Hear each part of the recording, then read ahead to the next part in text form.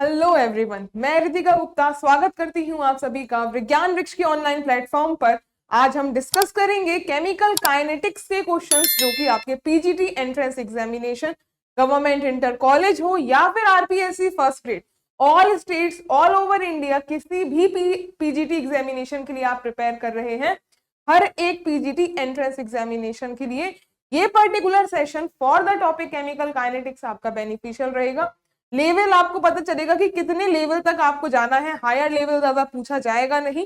तो बेसिक जो भी काइनेटिक्स की पॉसिबिलिटी बनती है, जो जितने क्वेश्चंस है यहाँ पे, ये हर एक किसी ना किसी गवर्नमेंट एंट्रेंस एग्जामिनेशन से ही उठाया हुआ आपका यहाँ पे टॉपिक के क्वेश्चंस देखने के लिए मिलेंगे। आपको दिख जाएगा यूपी पीजीटी के, यूके पीएससी के, इसके अलावा यूके पीएससी में भी जेके पीएससी मेंस के भी आपको क्वेश्चंस देखने के लिए मिलेंगे। तो इन सभी सेशन के क्वेश्चंस को हम डिस्कस करने वाले हैं। फर्स्ट क्वेश्चन देखिए, फर्स्ट क्वेश्चन में है इन द रिएक्शन NO और Cl, ये रिएक्शन NOCl बन रहा है। It is found that on doubling the concentration of NO the rate becomes 8 times. तो इसमें अगर कंसंट्रेशन NO की डबल करने पे 8 टाइम्स कंसंट्रेशन हो रहा है इनिशियल रेट के, बट अगर डबल कर दिया कंसंट्रेशन Cl2 का तो रेट डबल हो रहा है इनिशियल रेट। तो अगर इसका रेट लिखो, मान लीजिए रेट बराबर रेट कांस्टेंट के और NO की पावर m और Cl2 की पावर n, जो ऑर्डर होता है, जो ऑर्डर होगा रिएक्शन का वो बराबर होगा m प्लस का n। अब हमने m और n क्यों ली वैल्यू? बिकॉज ऑर्डर जो है वो मॉलिक्यूलैरिटी के बराबर नहीं होगा। तो ये जितनी वैल्यू NO की है कोई भी हो सकती है, m की वैल्यू कुछ भी आ सकती है, because order is an experimental quantity. Experimental होता है तो एक्सपेरिमेंटली आप रिएक्शन को देख के नहीं आइडेंटिफाई कर सकते हो कि क्या यहाँ पे उसका ऑर्डर रहेगा। ये रिएक्शन सिर्फ एलिमेंट्री के केस में मॉलिक्यूलैरिटी बराबर आपका ऑर्डर आता है, क्योंकि वो सिंगल स्टेप की रिएक्शंस होंगी।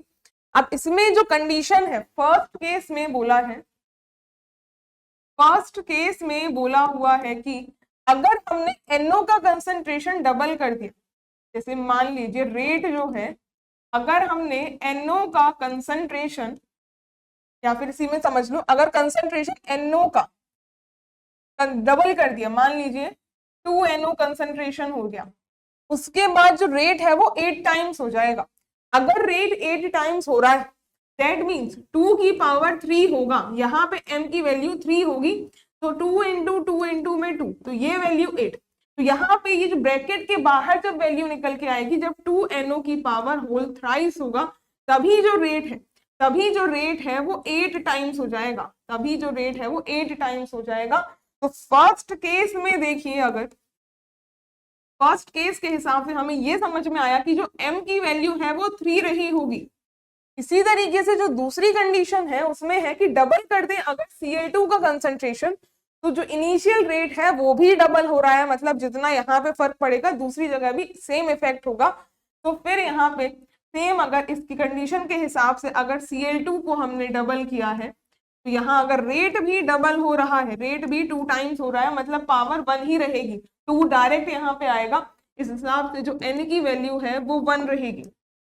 Overall order of the reaction बराबर जितनी भी कंसंट्रेशन की टर्म्स होती हैं उसकी पावर का सम होता है, उसकी पावर का सम होता है m plus n, 3 plus 1, order बराबर 4 आ जाएगा, ऑर्डर बराबर 4 आ जाएगा। ये रहा फोर्थ ऑप्शन करेक्ट। नेक्स्ट में है कोलिजन थ्योरी ऑन रिएक्शन। अब इसमें collision theory, reaction takes place only valid for, collision जो थ्योरी होती है ये सिर्फ एलिमेंट्री रिएक्शंस के लिए है, सिंपल बाइमॉलिक्यूलर रिएक्शंस, यहाँ पे सिंपल बाइमॉलिक्यूलर रिएक्शंस के लिए ही ये वैलिड है। बिकॉज कोलिजन थ्योरी में आप चेक क्या करते हो कि कितने मॉलिक्यूल्स आपस में आकर एक साथ कोलॉइड करेंगे, वही उसकी मॉलिक्यूलैरिटी को डिफाइन करेगी। तो अगर सिंपल बाइमॉलिक्यूलर रिएक्शन होते हैं वही कोलिजन थ्योरी में आप पढ़ पाते हो, बिकॉज जो हायर लेवल्स होंगे, अगर 3 या 4 मॉलिक्यूल्स आपस में टकराएंगे तो फिर उनकी स्टडी डिफिकल्ट हो जाती है। और कोलिजन थ्योरी में हम सिर्फ बाइमॉलिक्यूलर रिएक्शंस तक बात करेंगे, कॉम्प्लेक्स और पैरेलल रिएक्शन ये अलग हम कैटालिसिस में पढ़ते हैं। और ये जो केमिकल काइनेटिक्स ये जो टॉपिक हम देख रहे हैं, इसमें जो कैटालिसिस वाला पार्ट होता है वो भी उसके क्वेश्चंस इसमें कवर किए जाएंगे। बढ़ते हैं अगले क्वेश्चन पर। नेक्स्ट में पूछा हुआ है ए से प्रोडक्ट्स मिल रहे हैं, तो अगर हम कंसंट्रेशन ए का 2.5 टाइम्स कर दें तो rate of the reaction 6.245 fold हो जाएगा।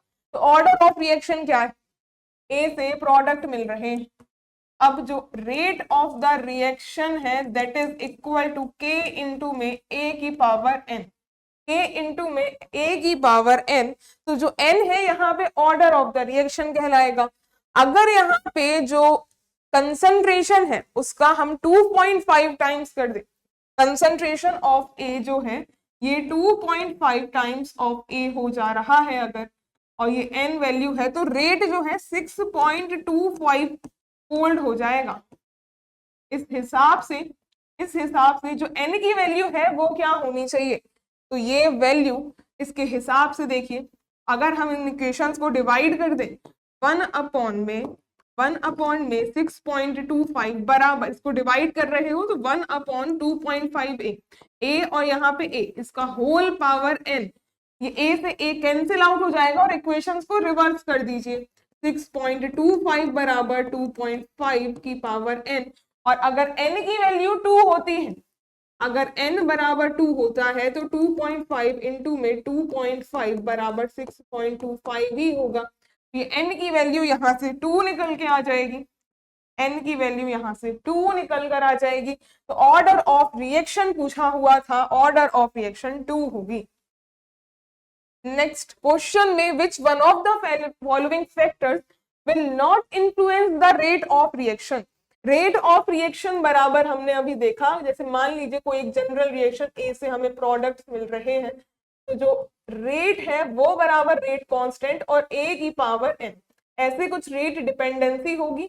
अब नेचर ऑफ रिएक्टेंट पे बिल्कुल डिपेंड कर रहा है, अगर यहाँ पे कंसंट्रेशन ए ली है तो रिएक्टेंट किस तरीके के हैं उससे भी इंफ्लुएंस होती है। कंसंट्रेशन ऑफ रिएक्टेंट ये बिल्कुल डायरेक्टली उसके प्रोपोर्शनल है, कंसंट्रेशन कितना होगा, और इसके अलावा इसमें ये फैक्टर ढूंढना है जिसपे डिपेंड ना करे, टेम्परेचर पे भी फर्क पड़ेगा। कैसे टेम्परेचर से फर्क पड़ता है, जो रेट कांस्टेंट के की वैल्यू होती है that is equal to A into में E to the power minus का ई ए अपॉन में आर टी, ये आरेनियस इक्वेशन है, दिस इज आरेनियस इक्वेशन, जो ये बताती है कि जो टेम्परेचर टी है उससे आपका रेट कांस्टेंट कैसे अफेक्ट होगा, और रेट कांस्टेंट में फर्क पड़ेगा तो रेट में भी फर्क पड़ेगा।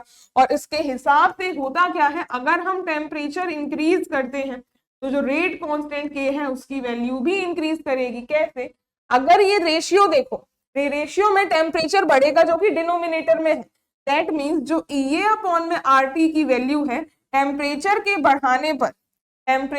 बढ़ाने पे ये ओवरऑल रेशियो डिक्रीज होगा, और अगर माइनस में वैल्यू डिक्रीज हो रही है दैट मीन्स उसके साइड में लिखा हुआ है के की वैल्यू इंक्रीज कर जाएगी, तो हमने टी की वैल्यू बढ़ाई और ओवरऑल के की वैल्यू इंक्रीज हुई, यही डिपेंडेंसी होती है। दैट मीन्स कहने का मतलब कि जो टेम्परेचर है इस पे भी डिपेंड कर रहा होगा, लेकिन मॉलिक्यूलरिटी ऑफ द रिएक्शन पे डिपेंड नहीं करता है। ये जो कोई भी आप मान लीजिए 2A यहाँ पे है, उससे कोई लेना देना नहीं है कि आपका ऑर्डर क्या होगा। ओवरऑल जहां पे ये फैक्टर डिपेंड नहीं कर रहा है that is molecularity of the reaction, molecularity पे आपका रेट डिपेंड नहीं करेगा। अगले क्वेश्चन पर आते हैं।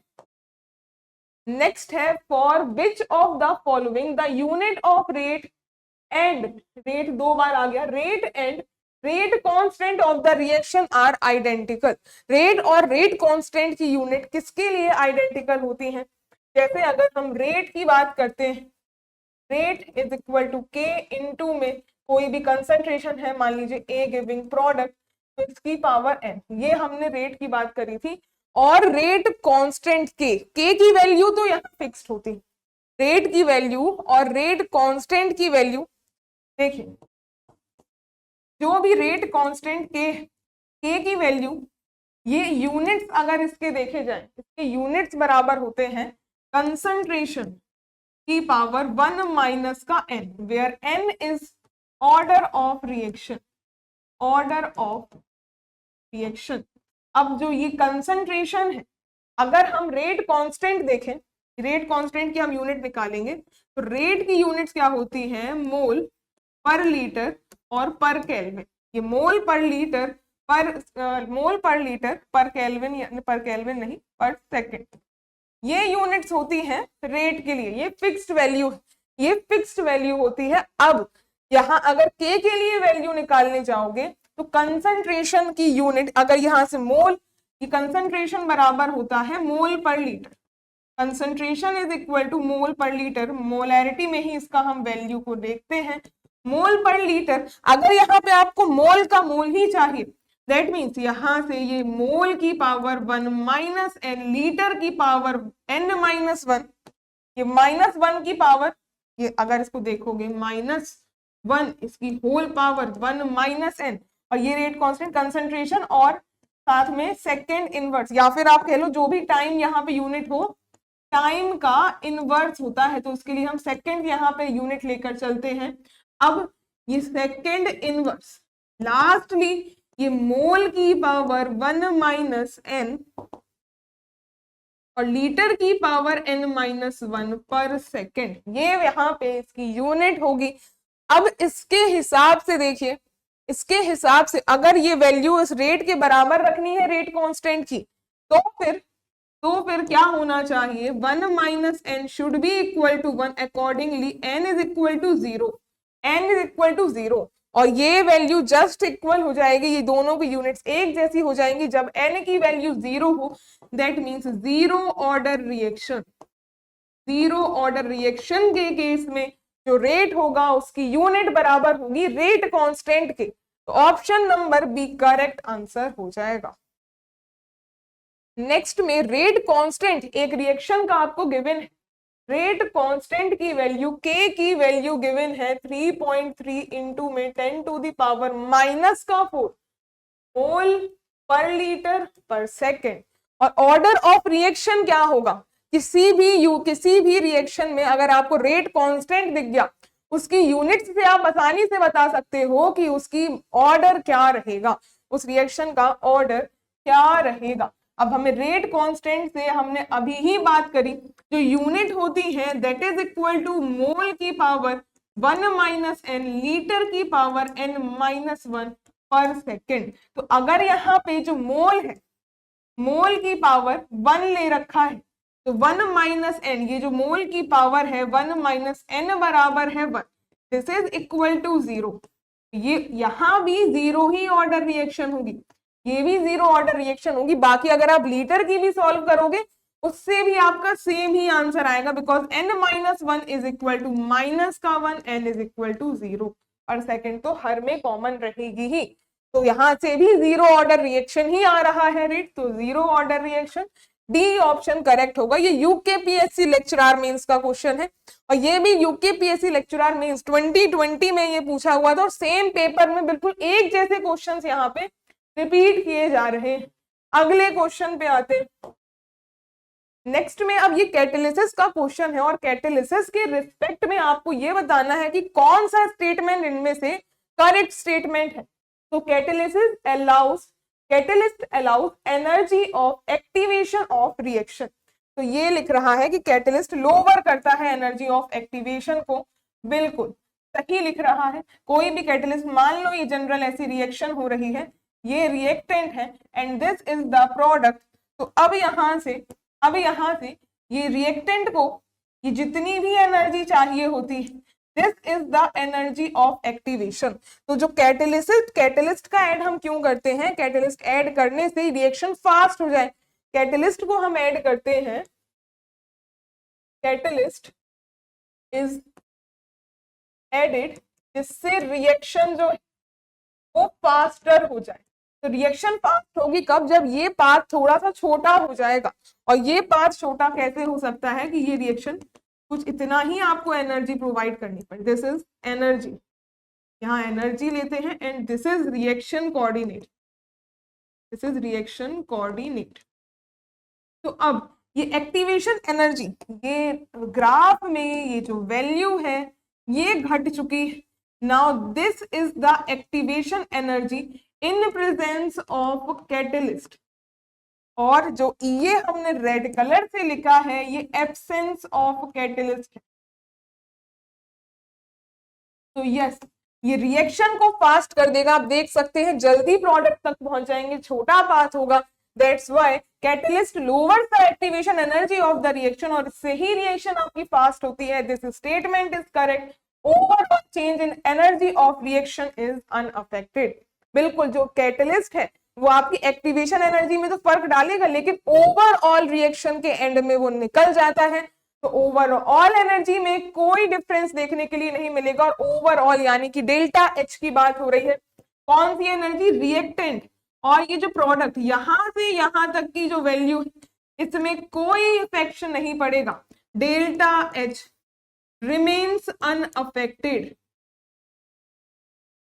ये जो फैक्टर है, कैटलिस्ट जो फैक्टर है, ये सिर्फ काइनेटिक पैरामीटर्स को अफेक्ट करता है, थर्मोडायनेमिक्स पैरामीटर को अफेक्ट नहीं करता। तो ओवरऑल चेंज जो है, जो रिएक्टेंट से प्रोडक्ट का फाइनल जिसको हम डेल्टा एच से डिपिक्ट करते हैं, वो अनअफेक्टेड है। देख सकते हो इनमें जो डेल्टा एच की वैल्यू रहेगी, चाहे आप कैटलिस्ट डालो या कैटलिस्ट ना डालो, तो ये ओवरऑल अनअफेक्टेड ही रहेगा। तो सेकेंड इज ऑल्सो करेक्ट। तो 1 and 2 both are correct. C option is the right answer. C option is the right answer. Next question पर अब पूछा है कि एक रिवर्सिबल रिएक्शन है NO2 और N2O4 से K1 बन रहा है और K2 रिवर्सिबल उसका रेट है। Rate of disappearance of NO2 is equal to, ये रिएक्शन जो है 2NO2 से फॉरवर्ड का रेट है K1 और बन रहा है N2O4, इसका बैकवर्ड का रेट है K2। N2O4 से NO2 बनने का रेट ऑफ डिसअपियरेंस ऑफ, पहले तो ये लिख लो, rate of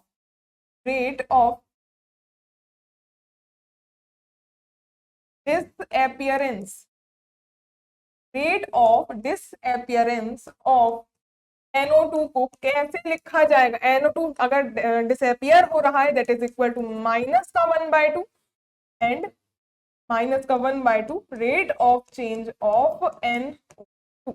this is rate of disappearance, और इसमें माइनस का 1/2 फैक्टर को हटा दिया जाएगा, ये ओवरऑल रेट बन जाएगा। नहीं तो सिर्फ इतनी वैल्यू रहेगी, सिर्फ इसमें minus d/dt of NO2। This is the rate of disappearance of NO2। इसकी वैल्यू निकालने के लिए अगर हम स्टेडी स्टेट अप्रोक्सीमेशन लगाएं, steady state approximation on NO2, इसमें अगर स्टेडी स्टेट अप्रोक्सीमेशन लगाते हैं देन जो DNO2 की वैल्यू है डिवाइडेड बाय dt, अगर NO2 फर्स्ट में देखिए ये रेट डिसअपियर हो रहा है, ये स्टार्टिंग मटेरियल है, माइनस आएगा और ये K1 और NO2 का स्क्वायर, और साथ में यहाँ पे 2 भी आना चाहिए, लेकिन जब आप ऑप्शंस में देखोगे आपको फाइनली कोई ऑप्शन मैच होता हुआ नजर नहीं आएगा। क्यों नहीं आएगा, देखो 2 भी आएगा, साथ में NO2 यहाँ पे। अब दूसरे में क्या है, अगर हम दूसरे K2 के रिस्पेक्ट में देखें तो ये फॉर्म हो रहा है, तो इसमें प्लस आएगा और साथ में N2O4 जो स्टार्टिंग मटेरियल है। ये रिएक्शन में आप देखो यही हमें निकालना था। अब यहाँ माइनस अगर ऐड कर दोगे, माइनस का DNO2 by dt, because this is rate of disappearance of NO2, यहाँ पे माइनस के साइन चेंज हो जाएंगे, तो 2K1 NO2 का whole square minus K2 N2O2। This is the overall rate of disappearance of NO2। Options में देखोगे first तो कहीं से कहीं तक नहीं होगा, 2K1 NO2 का होल स्क्वायर, लेकिन साथ में जब आप N2O4 के लिए देखोगे यहाँ पे 2 नहीं होना चाहिए था और फिर ये K2 के बराबर होता, तो तब ये इक्वेशन करेक्ट बनती। और यही दूसरा अगर देखने जाओगे, यहाँ पे K2 अकेला तो लिख दिया, लेकिन यहाँ पे इसके साथ 2 छोड़ दी वैल्यू, तो यहाँ पे स्क्वायर होगा, तो आगे 2 की वैल्यू भी आपको लेनी पड़ेगी। ऑप्शन में थोड़ा बहुत इनकरेक्शन दिया था, तो कभी भी अगर एग्जाम में ऐसा क्वेश्चन आता है जिसमें आपके ऑप्शन सारे ही कहीं ना कहीं थोड़े बहुत गलत साबित हो, तो अल्टीमेटली जो अटेम्प्ट करता है उस क्वेश्चन को, उसको फ्री के नंबर मिल जाते हैं, चाहे कोई भी अटेम्प्ट किया हो उसने। फाइनली इसका यही आंसर होगा, यही इसका रेट ऑफ डिसअपियरेंस होगा। अगले क्वेश्चन में अब कोलॉइड से रिलेट किया गया है। Gold number of protective chlorides ABCD की वैल्यू दी हुई है और इसमें प्रोटेक्टिंग पावर्स की इंक्रीजिंग ऑर्डर में अरेंज करना है। तो अगर गोल्ड नंबर ऑफ कोलॉइड्स, अगर हम देखें gold number is inversely proportional to the protecting power, is inversely proportional to the protecting power of colloids. तो अगर ए बी सी डी के लिए हम वैल्यू देखें तो ए बी की वैल्यू है, ए के लिए 0.40, बी के लिए 0.01, सी के लिए 0.20 और सी के लिए 0.008, ये वैल्यू है। तो अगर हम प्रोटेक्टिंग पावर देखें जस्ट रिवर्स ऑर्डर हो जाएगा, गोल्ड नंबर की वैल्यू जितनी ज्यादा होगी उतनी ही कम प्रोटेक्टिंग पावर होगी। ये वैल्यू डेटा है for the gold number.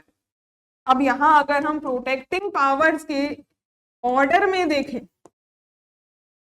Protecting power का ऑर्डर देखो, सबसे ज्यादा उसके लिए जिसका गोल्ड नंबर लीस्ट होगा, ये रहा बी का नहीं, ये डी का लीस्ट है, डी का लीस्ट है तो उसकी प्रोटेक्टिंग पावर हाईएस्ट होगी।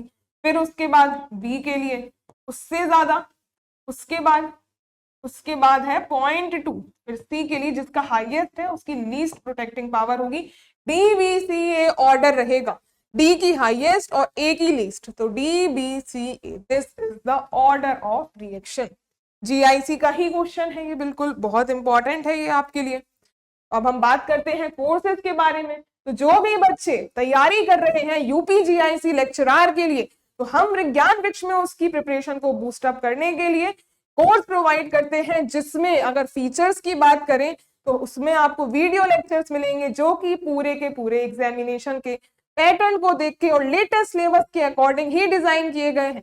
इसके साथ साथ आपको targeted chapter wise assignments with solutions मिलेंगे और टेस्ट सीरीज भी मिलेगी पूरी एग्जामिनेशन के पैटर्न की तरह ही, और साथ के साथ previous year questions with solutions provide किए जाएंगे और डाउट फैसिलिटी भी मिलती है with proper guidance time to time.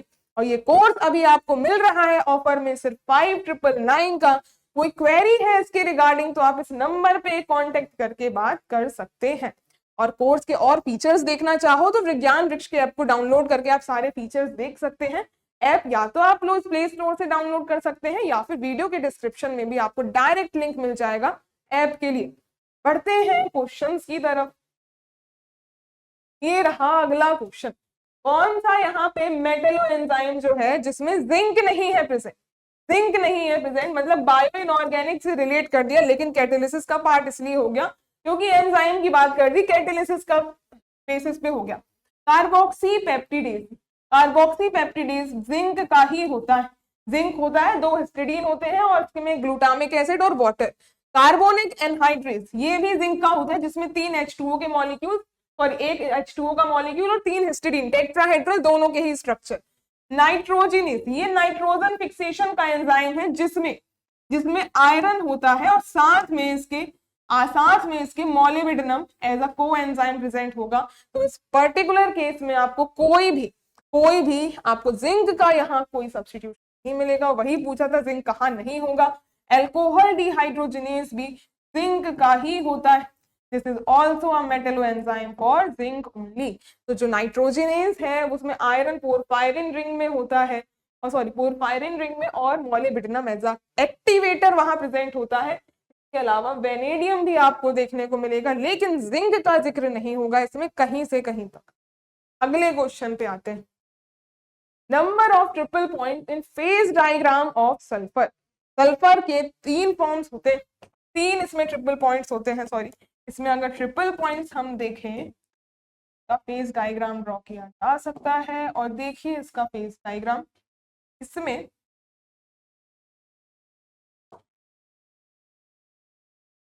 यहां से हम स्टार्ट करेंगे और फिर उसके बाद ये आप यहाँ पे टेम्परेचर रेज किया जाएगा, फिर ये पॉइंट, फिर एक और पॉइंट, इस पॉइंट को आप यहाँ पे ज्वाइन कर सकते हैं, पॉइंट को आप यहाँ ऊपर ज्वाइन कर सकते हैं, ये आपका ऊपर से सीधा निकल जाएगा। अब इसमें अगर फेजेस की बात करें तो इस कॉर्नर पे जितना पोर्शन एग्जिस्ट करता है दैट इज सल्फर रोम्बिक, ये रोम्बिक सल्फर। और यहाँ जो बीच में जो हमारे पास एक कैविटी बन जाती है वो सल्फर मोनोक्लिनिक होता है, सल्फर मोनोक्लिनिक होता है। This is temperature and this is pressure. अब नीचे वाला पूरा पोर्शन होता है गैस का, यानी कि vapour, vapour form of sulphur, और ये पूरा राइट कॉलम, ये सल्फर लिक्विड स्टेट में, ये लिक्विड स्टेट में होता है। ट्रिपल पॉइंट्स देखिए, एक ये वाला ट्रिपल पॉइंट है एंड एक ये ट्रिपल पॉइंट है और एक ये ट्रिपल पॉइंट है। तो सल्फर रोम्बिक और यहाँ पे सल्फर मोनोक्लिनिक और इसमें सल्फर गैसियस आपस में इक्विलिब्रियम में होते हैं, सारे एक साथ एग्जिस्ट करेंगे। दूसरे ट्रिपल पॉइंट पे सल्फर मोनोक्लिनिक, सल्फर लिक्विड और सल्फर गैसियस, और ऊपर वाले में सल्फर रोम्बिक और यहाँ पे है सल्फर लिक्विड और इससे इक्विलिब्रियम में है सल्फर मोनोक्लिनिक। ये तीन ट्रिपल पॉइंट्स मिलते हैं। आंसर होगा इसका 3 इज द राइट आंसर, ये इसका राइट आंसर होगा। नेक्स्ट क्वेश्चन की बात करेंगे। अगले में फिर से आप काइनेटिक्स से ऑर्डर के रेट कांस्टेंट की बात कर दी गई है कि फर्स्ट ऑर्डर काइनेटिक्स के लिए जो रेट कांस्टेंट होगी उसकी यूनिट्स क्या होंगी, इनमें से कौन से, काफी सारे रेट कांस्टेंट गिवन है। तो जो रेट कांस्टेंट अगर हम फर्स्ट ऑर्डर रिएक्शन की बात करें that means n is equal to 1, ये गिवन है, इट इज गिवन कि फर्स्ट ऑर्डर काइनेटिक्स की बात हो रही है। तो रेट कांस्टेंट की यूनिट्स होती हैं मोल की पावर 1 माइनस एन, लीटर की पावर n माइनस 1 और पर सेकेंड।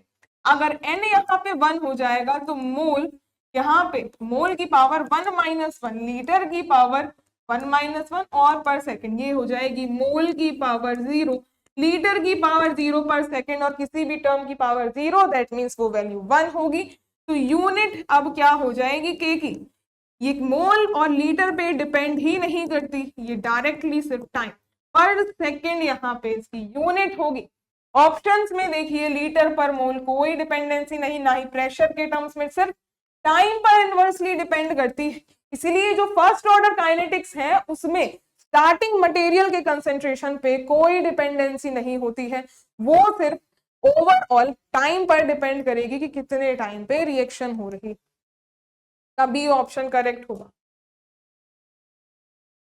अगले क्वेश्चन में decomposition of nitroglycerine is an example of, nitroglycerine में जो रिएक्शन होती है ये होती है C3H5NO3 का whole thrice, this is nitroglycerine. और इसकी रिएक्शन में, इसकी रिएक्शन जब करवाते हैं तो बनता है H2O, CO2 और NO2 और साथ में O2 भी निकलता है। बैलेंस करने की नीड वैसे होनी नहीं चाहिए, इसमें 4 मॉलिक्यूल्स लगते हैं शायद, और इसमें H2O। इसमें हमें मेनली क्या यहाँ बताना है कि होता क्या है, जो NO2 फॉर्म हुआ, NO2 जितना ज्यादा यहाँ फॉर्म होता जाता है रिएक्शन का रेट उतना ज्यादा बढ़ता जाएगा। तो कभी भी किसी रिएक्शन में अगर कोई ऐसा प्रोडक्ट बन रहा है जो उसी रिएक्शन के लिए किसी कैटलिस्ट का काम करे और उस रिएक्शन के रेट को फास्ट कर दे, तो ऐसी रिएक्शंस को कहा जाता है ऑटो कैटेलाइज्ड रिएक्शन। ये ऑटो कैटेलिटिक रिएक्शन होती, ये ऑटो कैटेलिटिक रिएक्शन होती है, मतलब इसमें जो NO2 है यही यहाँ पे जितना फॉर्म होता जाएगा it act as auto catalyst for the reaction. जितना इसका अमाउंट बढ़ेगा तो विथ टाइम रिएक्शन का रेट इसमें बढ़ता जाता है। इन रिएक्शन की क्या खास बात होती है, विथ टाइम NO2 का कंसेंट्रेशन इंक्रीज होगा और वही एक कैटलिस्ट है, तो ये overall with time rate of reaction increases, rate of reaction increase होता जाएगा। तो ए यहाँ पे सी ऑप्शन इसका राइट आंसर होगा। नेक्स्ट क्वेश्चन में एंजाइम कैटेलाइज्ड रिएक्शन में माइकल मेंटी कांस्टेंट को क्या कहेंगे। Michaelis Menten constant, Michaelis Menten equation जो है Km, चलो Km अलग चीज है, लेकिन यहाँ पे जो ये बी वैल्यू है दैट इज न्यू मैक्स, मतलब जब रेट जो है आपका फास्टेस्ट होगा उस केस में this is equal to K2 और E naught initial concentration of the enzyme, initial concentration of the enzyme और ये सबस्ट्रेट का कंसेंट्रेशन डिवाइडेड बाय Km और प्लस का substrate. This is the equation of Michaelis Menten. Michaelis Menten equation होती है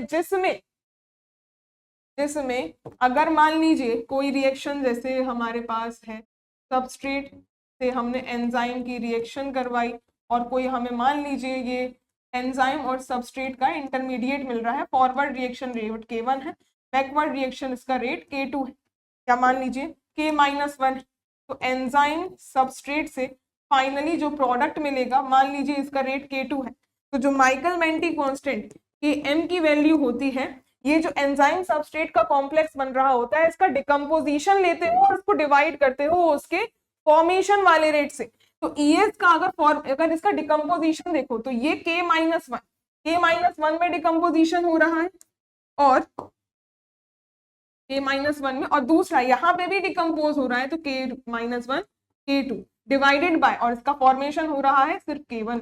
this is the Michaelis Menten constant. और ये जो रिएक्शन है इसमें जब रेट इसका फास्टेस्ट होता है उसको न्यूमैक्स कहा जाएगा, और यही इसकी इक्वेशन होती है।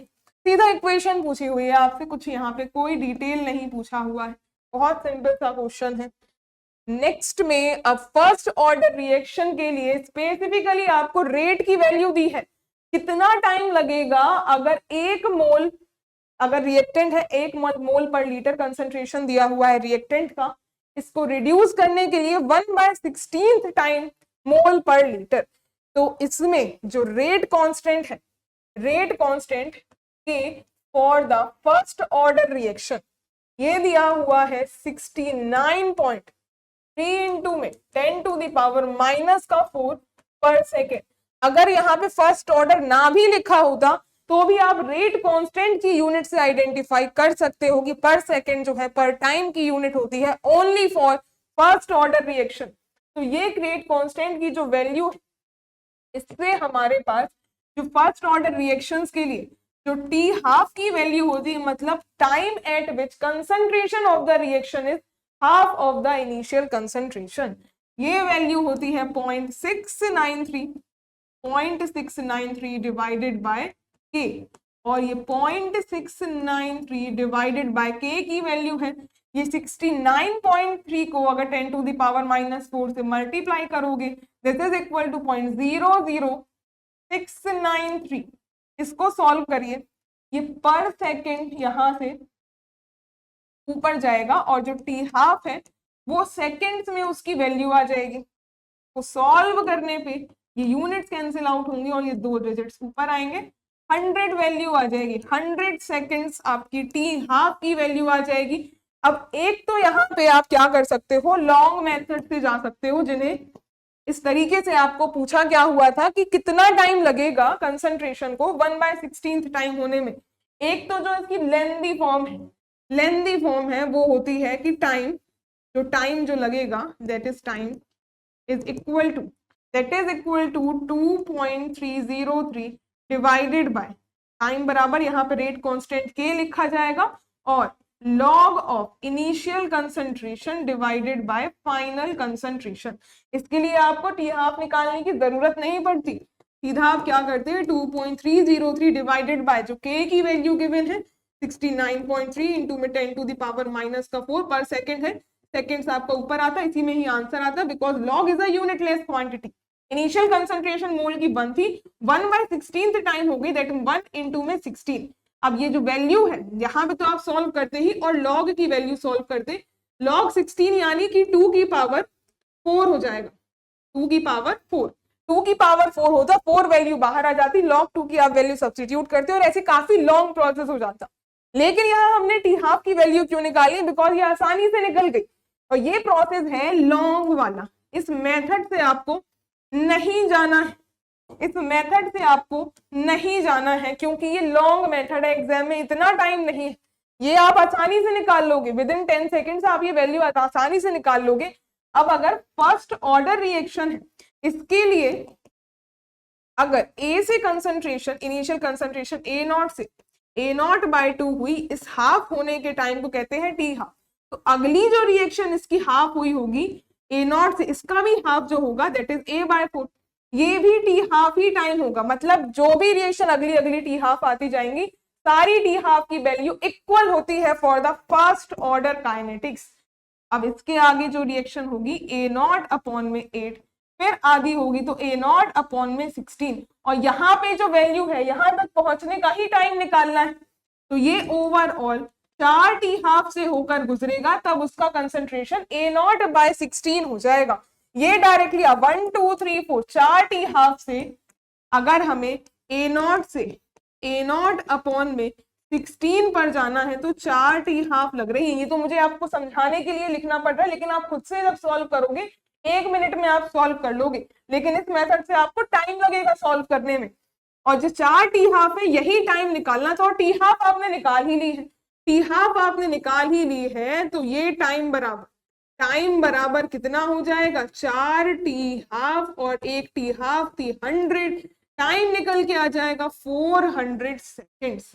400 सेकेंड्स बहुत ही इजीली आप निकाल लोगे, विद इन हाफ मिनट निकाल लोगे आंसर, अगर आपको ये ट्रिक्स पता है तो 400 सेकेंड से निकाल लोगे। बाकी ये मेथड से जाओगे तो आपको लॉग वगैरह की वैल्यू, ये फ्रैक्शन को सॉल्व करने में बहुत टाइम वेस्ट होगा, और टाइम इतना नहीं होता है एग्जामिनेशन में, क्वेश्चंस का नंबर बहुत ज्यादा होता है। तो आप एक क्वेश्चन में 1 मिनट भी ज्यादा, 1 मिनट तो बहुत ज्यादा हो गया, क्योंकि 1 मिनट में आपको 2 क्वेश्चन कम से कम करने पड़ते हैं, चाहे इससे ज्यादा ही करने पड़े।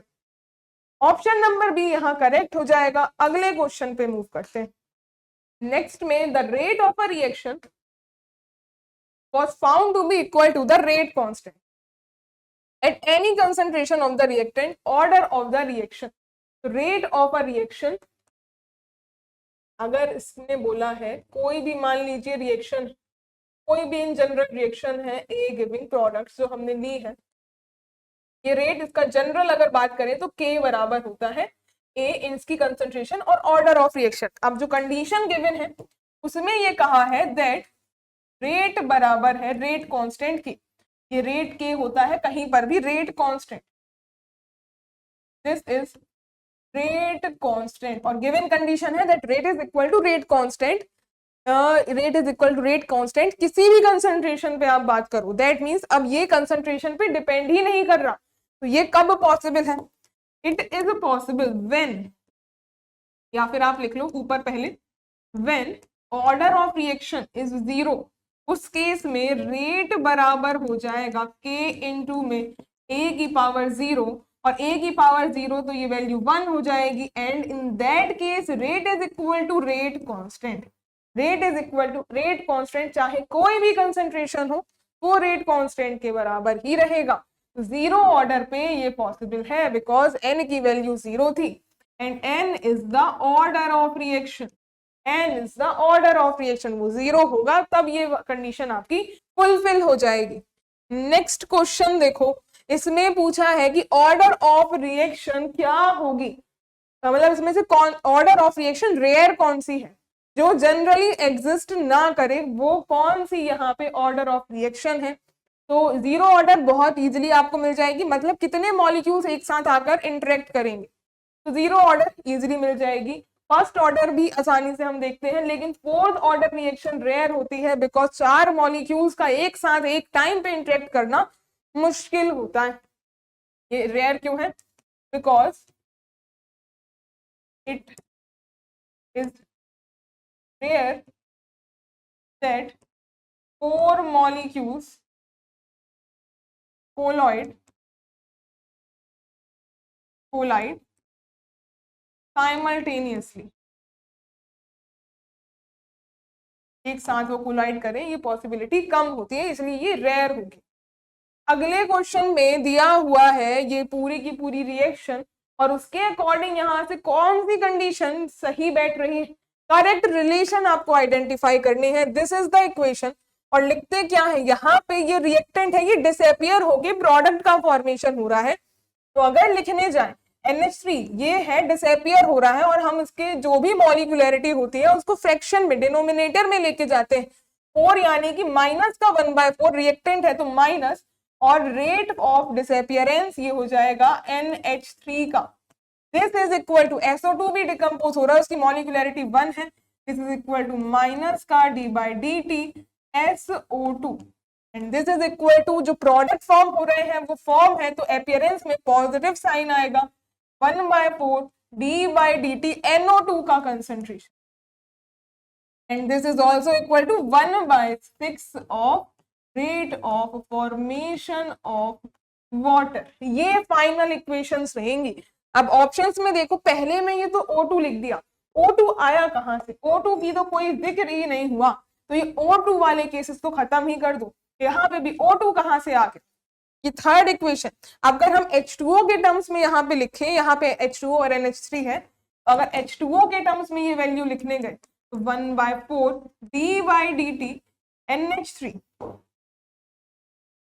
this is equal to 1/6 of rate of formation of H2O। तो rate of appearance of H2O बराबर हो जाएगा, ये वैल्यू को सब्स्टिट्यूट कर दीजिए, माइनस का 6/4 d/dt concentration of NH3, then this is equal to minus का 2.5 d/dt NH3, ये हो जाएगा। और ये जो हमने इक्वेशन लिखी है, this is equal to rate, ये रेट होगा। और इनमें से एक और खास बात देखिए, ये जो इतनी एंटिटी है, या फिर आप देखो इतनी एंटिटी है और इसमें माइनस साइन को इंक्लूड करो, अगर ये हो जाएगा, मान लीजिए यहाँ अगर लिखा जाए माइनस का d/dt NH3, this is equal to, ये होता है rate of disappearance of NH3। और ये पूरी की पूरी जब यहाँ 1/4 आ जाएगा तब उसको कहोगे रेट। इसी तरीके से जो माइनस का d/dt SO2 है, this is rate of disappearance of SO2। और ये जो टर्म है पॉजिटिव साइंस में, पॉजिटिव जो वैल्यूज हैं ये वाली, these are rate of appearance of NO2, rate of appearance of NO2। इस हिसाब से जैसे वाटर है, तो ये वाटर के केस में अगर देखो तो ये जो d/dt वैल्यू होगी, दिस इज इक्वल टू, ये 1/6 का नहीं, अगर सिर्फ d/dt तक लोगे that is rate of appearance of water. और ये जब इनके फ्रैक्शंस इंक्लूड कर लोगे वो रेट के बराबर होंगे, because rate is a fixed term. तो ऑप्शंस में आपको बताना कितना था कि कौन सा करेक्ट रिलेशन है।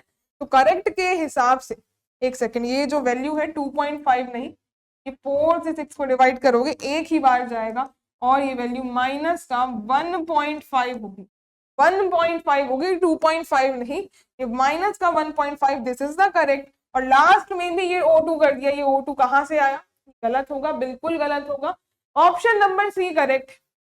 अगले क्वेश्चन में अब prosthetic group of an enzyme is known as. अब प्रोस्थेटिक ग्रुप होते क्या है, ये पूरे के पूरे टर्म्स का हम मतलब अगर समझे तो होता क्या है। अगर जो फर्स्ट में दिया हुआ है एपो एंजाइम जो है, these are inactive form of,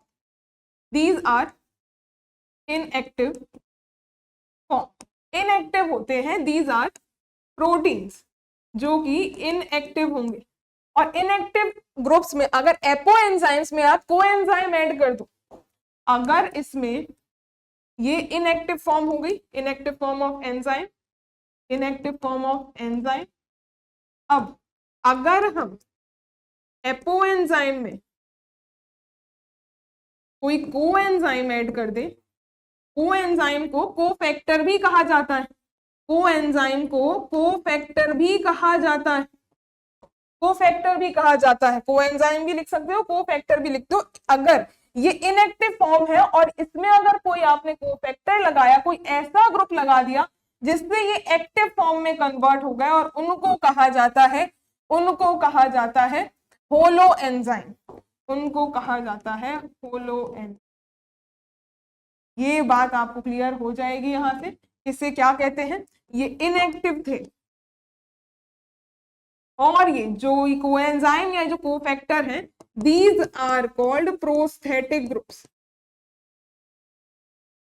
मतलब ऐसे ग्रुप्स जिन्हें अटैच करने पर आपका यहाँ पे रेट में डिफरेंस आ जाएगा। और ये जो होलो एंजाइम्स बने हैं, ये होते हैं ultimately active form of enzyme. तो मतलब कहने का क्या, एपो एंजाइम कोई इनएक्टिव थे, अब उनमें आपने कोई कोफैक्टर या कोएंजाइम लगाया जिसको हम प्रोस्थेटिक ग्रुप कहेंगे, उसके लगने से ये एक एक्टिव फॉर्म में कन्वर्ट हो गए और वो कहलाते हैं होलो एंजाइम। और एंजाइम एक्टिवेटर क्या होते हैं, कोई एंजाइम है उसकी एक्टिविटी को और फर्दर इंक्रीज कर दे, उनको कहा जाता है एंजाइम एक्टिवेटर। एंजाइम एक्टिवेटर्स क्या होते हैं, groups which increases which enhances the activity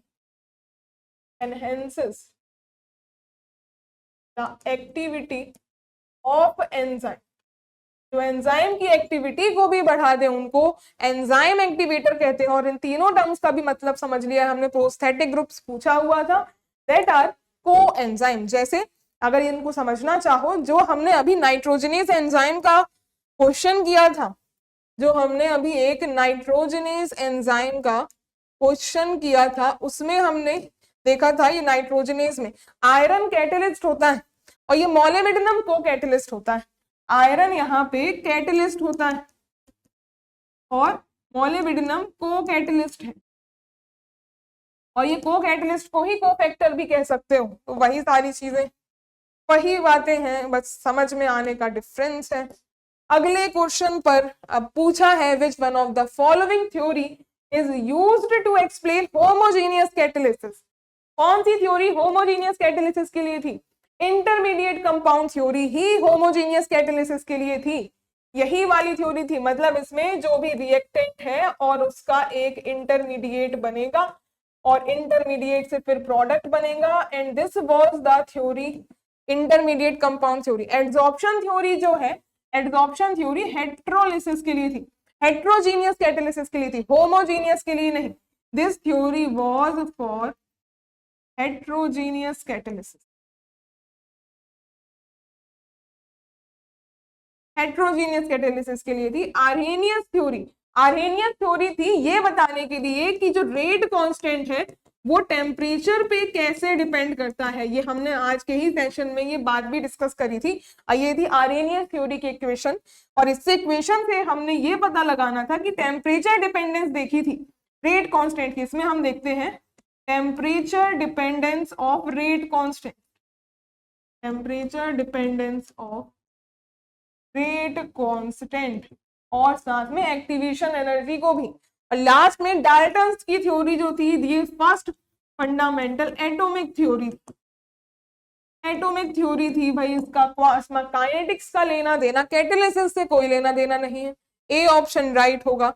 अगले में ऑर्डर ऑफ रिएक्शन क्या है, और इसमें सुक्रोज डिकम्पोज हो रहा है वाटर के प्रेजेंस में, एसिडिक मीडियम में ग्लूकोज और फ्रुक्टोज का फॉर्मेशन हो रहा है, ग्लूकोज और फ्रुक्टोज का फॉर्मेशन हो रहा है। और ये रिएक्शन का ऑर्डर क्या होता है, इंपॉर्टेंट रिएक्शन है ये, सुक्रोज और साथ में अगर H2O लिया हुआ है और साथ में एसिडिक मीडियम है, ग्लूकोज प्लस फ्रुक्टोज बन रहा है, ग्लूकोज और फ्रुक्टोज सभी का अगर मॉलिक्यूलर फॉर्मूला देखा Hc12 H22O11 और साथ में H2O, और ये दे रहा है एसिडिक मीडियम में ग्लूकोज और फ्रुक्टोज, बोथ आर आइसोमर्स, इसलिए इनका मॉलिक्यूलर फॉर्मूला सेम C6H12O6, यहाँ पे भी C6H12 और O6, ग्लूकोज और फ्रुक्टोज का फॉर्मेशन हो रहा है। अब देखने से तो ऐसा लगता है कि जो रेट है, रेट बराबर होता है K, और ये इनिशियली C12H22O11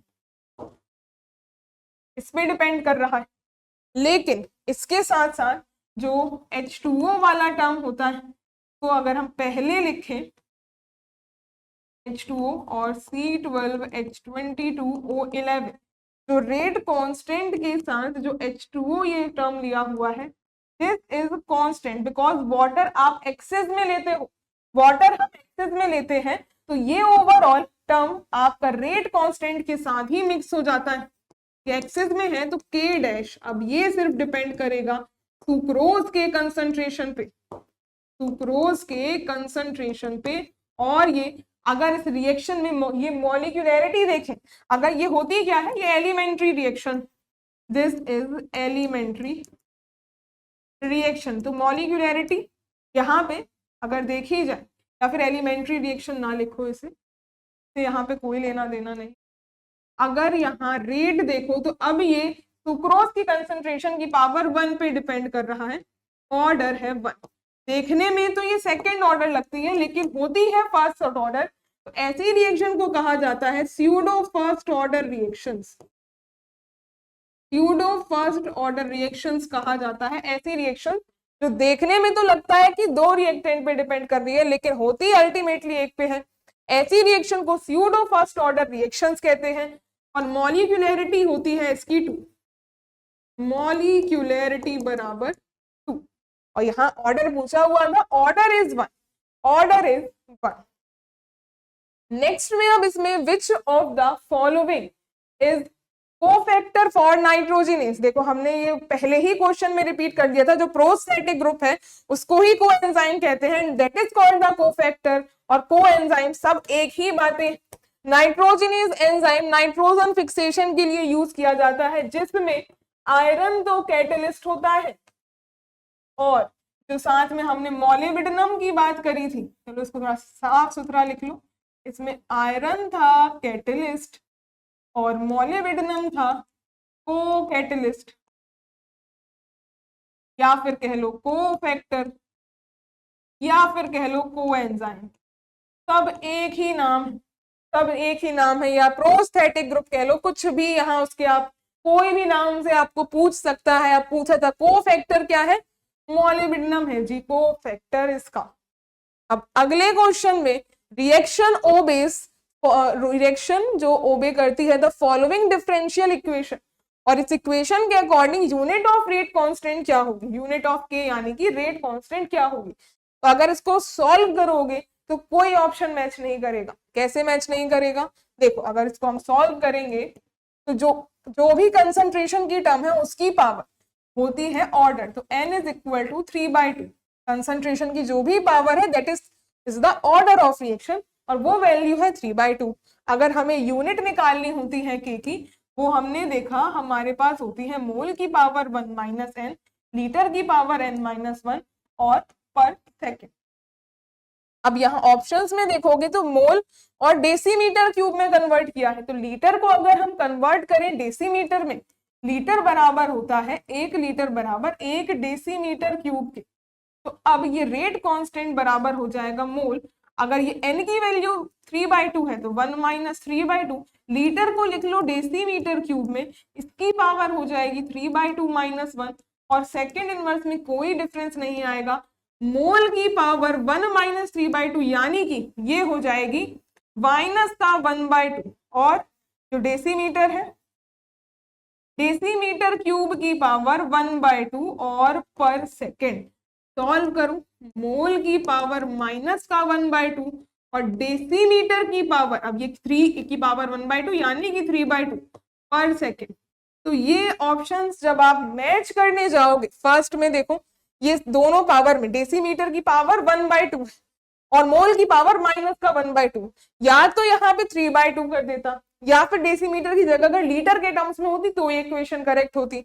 अगले केस में मोल पर डेसीमीटर की क्यूब की पावर इसने 1/2 कर दी, अगर यही पावर ये माइनस की 1/2 हो जाएगी तो ये इक्वेशन करेक्ट होगी। क्यों, मोल पर लीटर की पावर माइनस का 1/2 ही आएगा यहाँ पे, तो अगर यहाँ माइनस आ जाए तो इक्वेशन करेक्ट है, अदरवाइज कोई ऑप्शन मैच नहीं करेगा। ये तो मोल के लिए भी गलत है और डेसीमीटर के लिए भी गलत है। तो अगर उस इक्वेशन में कहीं ना कहीं कोई ना कोई मिस्टेक है, ऐसा क्वेश्चन एलिमिनेट कर दिया जाता है एग्जामिनेशन से। अगले क्वेश्चन में देखिए, ये सीधा सीधा मैच द फॉलोइंग है। फर्स्ट ऑर्डर के लिए टी हाफ ए मतलब कि इनिशियल कंसंट्रेशन, यहाँ पे जो टी हाफ है दैट इज हाफ लाइफ, और जो ए है A is equal to initial concentration, that is initial concentration. तो जीरो ऑर्डर या कोई भी ऑर्डर रिएक्शन के लिए जो रिलेशन होता है that is t half is inversely proportional to initial concentration की पावर n-1, ये होती है वैल्यू। अब इस हिसाब से अगर इसकी वैल्यू को ऊपर लेके आओ दैट इज a की पावर 1 - s, इनवर्स हो जाएगा। तो अगर जीरो ऑर्डर रिएक्शन है that means n is equal to 0, then t half is directly proportional to a naught की पावर 1 माइनस का 0, यानी कि ये हो जाएगा प्रोपोर्शनल, डायरेक्टली प्रोपोर्शनल ए के फॉर जीरो ऑर्डर रिएक्शन, जो कि इसके जस्ट सामने गिवन है। और अगर फर्स्ट ऑर्डर रिएक्शन देखो, फर्स्ट ऑर्डर में T half is directly proportional ए की पावर 1 माइनस 1, ये ए की पावर 0, दैट मीन्स ये डिपेंड ही नहीं करता, तो ये ए नॉट की पावर 0, ये भी सीधा सीधा मैच कर गया। A1 से B2 से, A1 से B2 से, ये रहा सेकेंड ऑप्शन करेक्ट। बाकी सेकेंड ऑर्डर के लिए भी देखो, अगर हम सेकेंड ऑर्डर के लिए देखें, n is equal to 2, t half is directly proportional to 1 minus 2, ये हो जाएगी a की पावर माइनस का 1, तो t half is inversely proportional to a, ये रहा सी मैच करेगा फोर्थ से। और ऐसे ही अगले जब आप an की वैल्यू यहाँ 3 रखोगे, a की पावर माइनस 2 आएगी, और ये थर्ड ऑर्डर रिएक्शन मैच कर जाएगी, जहां ये इनिशियल कंसंट्रेशन के स्क्वायर पे डिपेंड करती है। बी ऑप्शन यहाँ राइट आंसर होगा। नेक्स्ट में अब ये degree of freedom of vibrational motion for ClO2 in the following. तो डिग्री ऑफ वाइब्रेशन, वैसे तो ये थर्मो से रिलेट कर रहा है, डिग्री ऑफ फ्रीडम अगर वाइब्रेशनल मोशन के लिए CO2 जो है ये एक लीनियर मॉलिक्यूल होता है, और लीनियर मॉलिक्यूल्स के लिए डिग्री ऑफ फ्रीडम बराबर होता है Cn माइनस का 5, और n is the number of atoms, तो यहाँ CO2 में है 3 एटम्स, माइनस का 5, 9 माइनस 5 वैल्यू होगी, 9 माइनस 5, डिग्री ऑफ फ्रीडम 4। और यही वैल्यू अगर डिग्री ऑफ फ्रीडम आपको यहाँ नॉन लीनियर मॉलिक्यूल होता, कोई नॉन लीनियर मॉलिक्यूल होता, उसके लिए 3n माइनस 6 होती।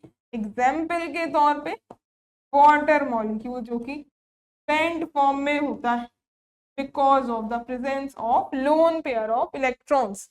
ऑप्शन नंबर 4 आंसर आया है, बी करेक्ट होगा।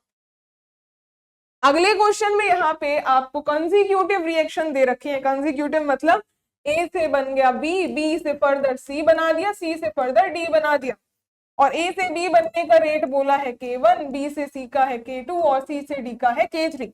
तो rate of formation of product D is determined, कैसे आप डिटरमाइन करोगे, किसके प्रोडक्ट जो है किसके कंसेंट्रेशन पे डिपेंड करेगा। और कंडीशन दे रखी है कि जो K3 है इसका वैल्यू सबसे ज्यादा, फिर K2 और फिर K1, मतलब K1 रेट ऑफ फॉर्मेशन, जो K1 है ये लीस्ट है, इस हिसाब से ये पता चल रहा है जो A से B बनने वाली रिएक्शन ये इसका रेट सबसे कम है, दैट मींस ये स्लोवेस्ट स्टेप, और ये जो फास्टेस्ट है K3 का रेंज फास्टेस्ट है, तो C से D में बनने वाली रिएक्शन फास्टेस्ट रिएक्शन होगी। और यहाँ पूछा था कि rate of formation of product D किसके बाद कौन सी यहाँ पे रिएक्शन डिफाइन कर रही होगी। अब कभी भी याद रखना कि जो रेट ऑफ रिएक्शन है उसका रेट आप सिर्फ स्लोवेस्ट स्टेप से डिटरमाइन कर सकते हो, ये लीस्ट है, स्लोवेस्ट स्टेप है, this is the rate determining step. इसी वजह से ए और बी इसको हम रेट डिटरमाइनिंग स्टेप कहेंगे, और रेट डिटरमाइनिंग स्टेप ही आपकी रेट प्रोडक्ट के फॉर्मेशन को डिसाइड करता है। इस रेट से ही, इस इक्वेशन से ही आप फाइनल प्रोडक्ट को डिफाइन कर पाओगे। ए से B, the rate of reaction A से बी वाली आपकी प्रोडक्ट के फॉर्मेशन को डिफाइन कर रही होगी। तो यहां से ये डेटा से आपको सिर्फ स्लोवेस्ट स्टेप यानी कि रेट डिटरमाइनिंग स्टेप पता करना था। अगले क्वेश्चन में विच of the following is correctly matched, कौन सी करेक्टली मैच्ड है। कोऑर्डिनेशन नंबर को गैसेस से मैच कर दिया, कोऑर्डिनेशन नंबर, कोऑर्डिनेशन कंपाउंड्स की बात होती है, अगर OMC होता ऑर्गेनोमेटेलिक कंपाउंड तब यहाँ पे कोई बात होती, गैसेस से क्या लेना देना है। जूल थॉमसन कोफिशिएंट ये थर्मोडायनेमिक्स का होता है, डाइल्यूट से कोई लेना देना नहीं। Colligative property solid state, colligative property liquid state के लिए होती है, ये लिक्विड स्टेट में पढ़ते हो आप, सॉलिड वगैरह में नहीं पढ़ते। और गोल्ड नंबर कोलॉइड से मैच किया हुआ है, गोल्ड नंबर हमने अभी देखा था प्रोटेक्टिव पावर, और yes these are for colloid only, colloidal solutions ली, तो यही करेक्टली मैच्ड है डी ऑप्शन। अगले क्वेश्चन में अब rate constant for zero order reaction काफी बार निकाल लिया हमने, मोल पर डेसीमीटर क्यूब, और अच्छा डेसीमीटर क्यूब के टर्म्स में है, डेसीमीटर के टर्म्स में है तो ये वैल्यू मोल, अगर ये n इज इक्वल टू 0 है 1 माइनस n, और लीटर लिखो तो लीटर के लिए हमने देखा था n माइनस 1 और पर सेकेंड, तो मोल 0 ऑर्डर है 1 माइनस 0, लीटर को हम लिखेंगे डेसीमीटर का क्यूब, 0 माइनस का 1 और सेकेंड का इनवर्स, तो ये वैल्यू होगी मोल की पावर 1 डेसीमीटर की पावर माइनस का 3 और सेकेंड इनवर्स। ये सॉल्व होके आ जाएगा, यही हमने टिक किया हुआ था। अब अगले क्वेश्चन में ये रिएक्शन दे रखी है कि 2a plus be giving, sorry 4a plus be giving 2c plus 2d, और इसके हिसाब से कौन सी यहाँ इक्वेशंस करेक्ट रिप्रेजेंटेशन है। तो रेट ऑफ फॉर्मेशन, ये हमने अभी एक क्वेश्चन में बात करी थी, कौन से टर्म को क्या कहा जाता है। इस पर्टिकुलर इक्वेशन के लिए अगर लिखो then rate will be equal to rate of disappearance जो कि 1/4 for A divided by dt, this is equal to, यहाँ पे भी disappear ही होगा P वाला, ये भी रिएक्टेंट ही, ये बराबर हो जाएगा ये फॉर्मेशन वाला जिसमें पॉजिटिव साइन आएगा divided by dt, this is equal to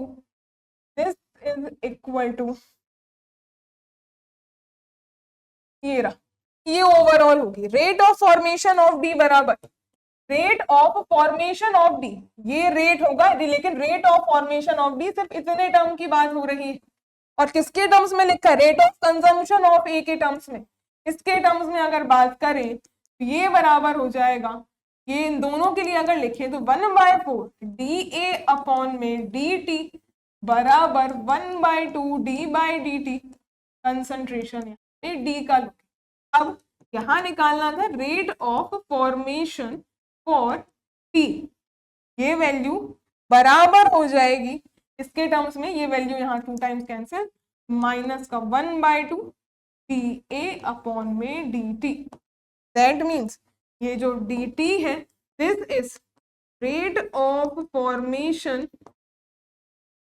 of T, और this is equal to minus का 1/2, तो ये माइनस, अगर ये वैल्यू, अगर ये जो माइनस ए माइनस, अगर ये 1/2 ही रखो और इसके अंदर माइनस कर दो तो ये माइनस मिला करके हो जाएगा रेट ऑफ कंजम्पशन, या फिर रेट ऑफ कंजम्पशन या रेट ऑफ डिसअपीयरेंस ऑफ ए। और क्या यही गिवन है? यस, बिल्कुल यही गिवन है, so this equation is correct. अगले में रेट ऑफ फॉर्मेशन ऑफ सी, अब ये आपको वैल्यू पता चल ही चुकी है तो आप सीधे सीधे इक्वेशन से समझ सकते हो रेट ऑफ फॉर्मेशन ऑफ सी, और किससे रिलेट कर रहा है, बी से। इन दोनों को अगर रिलेट करें this is equal to minus का डी बी अपॉन में डी टी बराबर 1/2 d by D t, this is concentration. अब इसमें है rate of formation of C, इस इक्वेशन को अगर सी के टर्म्स में लिखो डी बाई डी टी और एक rate of formation of C, this is equal to 2 times rate of disappearance of B या फिर rate of consumption of B. तो rate of consumption of B के 1/2 टाइम्स लिख दिया, 1/2 टाइम्स नहीं 2 times हो जाएगी ये वैल्यू, तो दिस इज इनकरेक्ट। अगले में रेट ऑफ कंजम्पशन ऑफ ए और बी को रिलेट कर रहा है, ए और बी को रिलेट कर रहा है, तो अगर इस इक्वेशन को हम लिखें तो माइनस और डीबी, डीए और डीबी को रिलेट करना है। इन दोनों को अगर देखें, माइनस का 1/4 concentration change of A, this is equal to 1/डी बाई डी टी, और ये बी के लिए दिस वाज द इक्वेशन। और हमें लिखनी थी कंजम्पशन ऑफ ए के रिगार्डिंग, तो ये rate of disappearance of A बराबर हो जाएगा 4 टाइम्स, ये वैल्यू माइनस माइनस तो कैंसिल आउट हो ही जाएंगे, और बाकी this is equal to rate of disappearance of B, 4 times value होगी। ऑप्शंस में rate of consumption of A, this is rate of consumption of A is equal to 4 times rate of consumption of B, it is, sorry आगे वाला आ गया, it is equal to 4 times rate of consumption of B. बिल्कुल सही given है, क्योंकि minus जहां पे है दैट इज कंजम्पशन, और यहाँ पे भी minus consumption, this is rate of consumption of A this is equal to rate of consumption of B. Rate of consumption of B. तो लास्ट वाला जो सेंटेंस गिवन था, this was also the correct statement, ये third भी correct है, तो first and third both are correct, first and third both are correct, option number B correct होगा। अगले क्वेश्चन पर आते हैं। नेक्स्ट और लास्ट क्वेश्चन आज के सेशन का है कि half of a reaction double कर दी गई, तो जब initial concentration of reaction increase किया गया था 2 टाइम्स, तो ऑर्डर ऑफ रिएक्शन क्या होगी? तो ऑर्डर ऑफ रिएक्शन के हिसाब से टी हाफ जो है इनवर्सली प्रोपोर्शनल होती है, इनिशियल कंसंट्रेशन है और इसकी पावर n-1, और टी हाफ की कंसंट्रेशन हुई है डबल, इसको किया गया है डबल, और इससे initial concentration of reaction increased 2 times, मतलब वो भी डबल हुई। 2 टाइम्स इंक्रीज होने का मतलब ए, इसको डबल करने पे जो ए वो भी 2 टाइम्स हुई, वो भी 2 टाइम्स हुई है, मतलब ये भी डबल ही हुई। तो मतलब जितना टी हाफ पे इफेक्ट पड़ रहा है उतना ही इनिशियल कंसंट्रेशन पे फर्क पड़ रहा है। इस हिसाब से, इस डेटा के हिसाब से T half is directly proportional to A. ऐसी ही केस में पॉसिबिलिटी आती है कि ए अगर 2 गुना हो गया, ए अगर जितना बढ़ेगा 2 टाइम्स ए हो गया, तो टी हाफ भी 2 टाइम्स ही हो जाएगा, डबल हो जाएगा। और ये केस कब पॉसिबल है? ये केस अगर इसी को ही लिखो तो हमने लिखा था कि ये वैल्यू डायरेक्टली प्रोपोर्शनल ए की पावर 1 माइनस एन, तो ये ओवरऑल ए डायरेक्टली प्रोपोर्शनल हुआ है, that means 1 minus n is equal to 1, A की पावर 1 है। ये ऑर्डर ऑफ रिएक्शन 0 हो, ऑर्डर ऑफ रिएक्शन 0 होगी। बाकी हमने एक क्वेश्चन जो किया था मैच द फॉलोइंग वाला, उसमें भी आपको डायरेक्ट रिलेशंस देखने को मिल गए थे, तो ये हो गया सही answer for the 0 order reaction. तो आप देख सकते हैं कि ऑर्डर में 0 ऑर्डर रिएक्शन को ही हर जगह घुमाया हुआ है, बार बार 0 ऑर्डर रिएक्शन और first order reaction, these are the most important order of reaction, और इसके रेट कांस्टेंट से या क्वेश्चन इससे ही ज्यादा देखने को मिलते हैं। तो यहाँ हमने पीजीटी लेवल के सारे इंपॉर्टेंट क्वेश्चन जो कि रिपीटेडली क्वेश्चन पूछे जा रहे हैं, यही हाईएस्ट लेवल है केमिकल काइनेटिक्स का, इससे ऊपर क्वेश्चन वो नहीं पूछेगा आपसे। तो आई होप आपको ये वीडियो समझ में आई हो, हर एक क्वेश्चन का इन डिटेल ही मैंने एक्सप्लेनेशन किया है। मिलते हैं फिर एक नए टॉपिक के साथ, नए क्वेश्चंस के साथ। Thank you so much.